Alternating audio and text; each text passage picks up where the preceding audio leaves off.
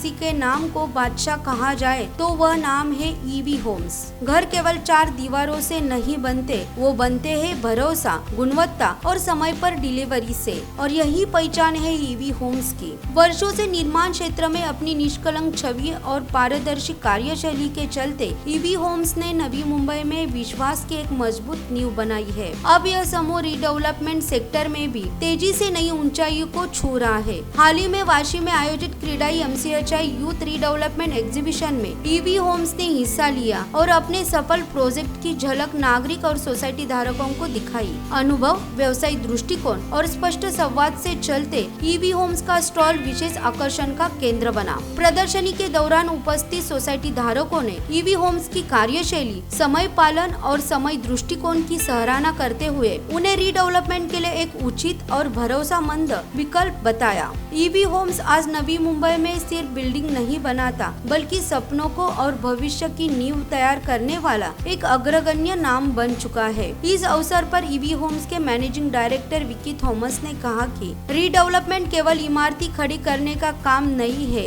यह जिंदगी को नई दिशा देने की एक सामाजिक जिम्मेदारी है और हम इसे पूर्ण समर्पण और ईमानदारी के साथ निभा रहे हैं। ये देखिए कि ये नवी मुंबई में पहले हम बिल्डिंग्स बनाते थे और बिल्डिंग्स, मेरे जो फर्स्ट जनरेशन मेरे फादर है वो बिल्डिंग्स में इन्वेस्ट करते थे, हम लोग प्लॉट्स खरीदते थे और बिल्डिंग बनाते थे। अब नवी मुंबई में एक ऐसा टाइम आ चुका है कि बिल्डिंग गिरने वाली है, तो उसके जो रीडेवलपमेंट में भी मेरे फादर ने उसमें कदम रखा था। तो 2005-2006 में हमने नोटिस किया है कि जो सिडको की पुरानी बिल्डिंग्स थी उसमें कुछ प्रॉब्लम्स थी, तो लोग हमारे पास आए कि इसमें कुछ कर सकते हैं क्या, क्योंकि मेरे पिताजी MSEB में थे, वो इलेक्ट्रिसिटी बोर्ड में थे, तो लोगों का मीटर कनेक्शन ये वो, तो उनका एक कनेक्ट, लोगों के लोकल कनेक्ट बहुत स्ट्रॉन्ग था। तो उसी दौरान उन्होंने जब उनको अप्रोच किया कि देखिए ये बिल्डिंग गिर रही है तो क्या करें, तो उन्होंने 1.5 FSI में रीडेवलपमेंट करने का निर्णय लिया। और उन्होंने 1.5 FSI में, आपको बता दो 2006 की जो 2 प्लॉट है, एयर इंडिया सोसाइटी, तथागढ़ सोसाइटी, ये जो वाशी के जो प्रोजेक्ट्स हैं, ये प्रोजेक्ट्स हमने 1.5 FSI में किया, जहाँ पे सिर्फ दुकान हमको था सेल के लिए। उसके बाद में हमने जैसे वो किया तो हमको पता चला कि इसमें बहुत सारी दिक्कतें हैं, नॉर्म्स नहीं है, UDCPR के जैसे GRs नहीं है, उसके रेगुलेशंस नहीं है, तो हम रेगुलेशंस भी उसके ऊपर काम किए हैं। बाद में हमने और भी कुछ प्रोजेक्ट्स लिए जो हमने कंप्लीट करके हैंड ओवर किए। नई मुंबई का पहला कमर्शियल बिल्डिंग पनवेल में हमने किया, जो एक मैटरनिटी ट्रस्ट था, वो ट्रस्ट के लिए हमने बना के दिया।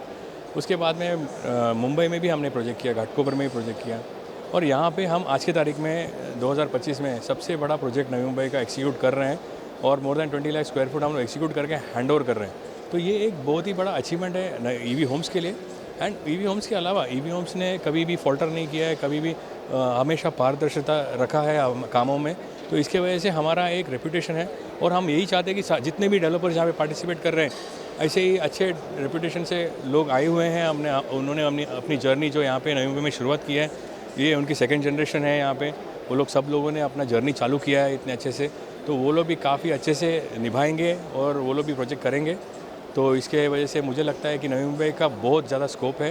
नवी मुंबई में मुझे लगता है कि रीडेवलपमेंट ही आगे का, अभी प्लॉट्स है नहीं वहाँ पे, एंड रीडेवलपमेंट में अच्छा काम करेंगे, अच्छा रेपुटेशन कमाएंगे लोग, तो और अपने शहर का भी बहुत अच्छा उद्धार होगा। इस बार प्रदर्शनी, रीडेवलपमेंट की प्रदर्शनी नवी मुंबई में फर्स्ट बार ऑर्गेनाइज हो रही है, वो भी यूथ लोगों ने की है। इसके बारे में बोले कि ये कितनी ज़रूरी थी हमारे लिए। सो बेसिकली नवी मुंबई में हमेशा जो प्रदर्शनी होती है उसमें बिल्डर कुछ ना कुछ बेचने की कोशिश करता है। इधर बिल्डर खरीदने की, कुछ लेने की सोच रहा है, तो बिल्डर, ये फर्स्ट टाइम हमने ऐसा प्रदर्शन किया है जहाँ पे बिल्डर ने अपना एक्सेस, तो सोसाइटीज़ को एक्सेस मिल रहा है।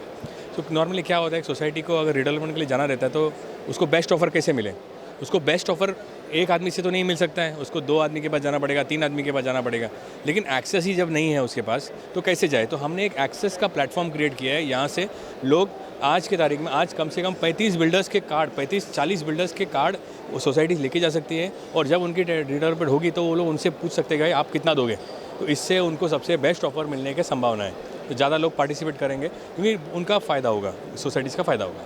लास्ट क्वेश्चन, इस बार जहां को या सोसाइटी को अगर कुछ कहना चाहेंगे ईवी होम्स के बारे में तो क्या कहेंगे? वैसे तो आपके पास बहुत सारे प्रोजेक्ट है, लेकिन और आपकी जो भी खासियत है सोसाइटी को अगर बोलनी चाहिए तो क्या? सो मैं सोसाइटीज़ को यही बोलूँगा कि रीडेवलपमेंट प्रोजेक्ट जब आप कर रहे हैं तो आप सबसे ज़्यादा जो है फोकस बिल्डर की कैपेसिटी के ऊपर कीजिएगा, ना कि ओनली एरिया। हाँ, एरिया तो ज़रूरी है। तो जैसे कि आपके पास एक प्रोडक्ट है, हम खरीदना चाहते हैं, तो आपकी प्रोडक्ट की जो वैल्यू ज़्यादा देगा, आप उसी के साथ डील करोगे। तो आप वो डील करते वक्त एक चीज़ जस्ट ध्यान रखना है कि जो डेवलपर है उसका कनेक्शन कितना है, मैं कितना उसको एक्सेस कर सकता हूँ, कितना मैं उससे मिल सकता हूँ, कितना वो मेरा काम करेगा, कितनी सच्चाई से काम करेगा, वो बहुत ही फ़ायदेमंद होना चाहिए, बहुत ही इंपॉर्टेंट होना चाहिए। और लोगों का प्रोजेक्ट लेके टाइम पे डिलीवर करके देना वो बहुत ही बड़ी बात होती है। मतलब अगर टाइम डिले होता है तो रिडेवलपमेंट का अर्थ ही नहीं है। टाइम सबसे इम्पोर्टेंट है। पैसा से हम लैंड ले सकते हैं, बिल्डिंग बना सकते हैं, हमारी मर्जी से, लेकिन रीडेवलपमेंट में उस तरीके से नहीं काम कर सकता है। We have to work in a time bound manner और इंजीनियरिंग क्वालिटी के साथ। टाइम एंड क्वालिटी बहुत इंपॉर्टेंट है रीडेवलपमेंट में मेंटेन करने के लिए। तो वैसे ट्रैक रिकॉर्ड वाले डेवलपर्स को आप चुनिए। ऑफर सब लोग देंगे, लेकिन वो ऑफर्स चुनते वक्त आप ये दो चीज़ को ध्यान में रखिए कि क्वालिटी और टाइम में डिलीवरी किसने किया है, वो आप देख लीजिए। लेटेस्ट बातम्या आणि व्हिडिओ पाहण्यासाठी सिटी नेटवर्क यूट्यूब चॅनेलला सबस्क्राईब करायला विसरू नका।